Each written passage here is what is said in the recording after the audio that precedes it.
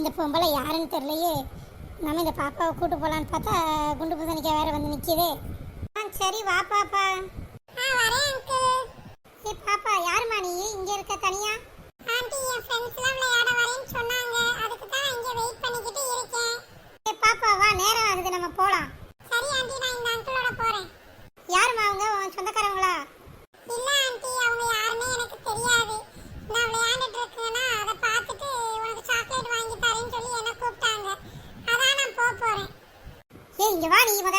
சொல்லுங்க ஆண்டி. இந்த மாதிரி யாரால மிட்டாய் வாங்கி தரேன், ஐஸ்கிரீம் வாங்கி தரேன், அது வாங்கி தரேன்னு சொன்னா போக கூடாது பாப்பா, புரியுதா? இல்ல ஆண்டி, எனக்கு சாக்லேட்னா ரொம்ப பிடிக்கும், அதான் நான் போறேன். உனக்கு சாக்லேட்லாம் வேணும்னா உங்க அம்மா அப்பாட்ட தான் கேட்கணும் பாத்துக்கு. இப்படி யாருன்னே தெரியாதவங்கள்ட்ட உங்க வாங்கி தரேன்னு சொன்னா நீ வாங்க கூடாது. உன்னை கூட்டு போய் அப்புறம் கண்ணை காதெல்லாம் நோண்டி பிச்சை எடுக்க விட்டுருவாங்க பாத்துக்கு. ஏ தம்பி, நீ யாருப்பா?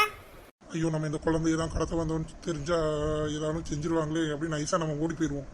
பாத்தியா, அந்த பையன்கிட்ட கேள்வி கேட்டோன்னே ஓடி போயிட்டான் பாத்தியா, அவன் நல்லவன் இல்ல பாப்பா. சரி ஆண்டி, இனிமேல் நான் யார் எது கொடுத்தாலும் நான் வாங்க மாட்டேன் ஆண்டி. வா, நீ என் கூட வா, உங்க வீடு எங்க இருக்குன்னு சொல்லி நான் உன்னை கொண்டு விட்டுட்டு போறேன். ஆண்டி, நான் தனியா போயிடுவேன். இல்ல வேண்டாம் பாப்பா, வா, உனக்கு வீடு எங்க இருக்குன்னு சொல்லி ஆண்டி கொண்டு விட்டுட்டு போறேன்.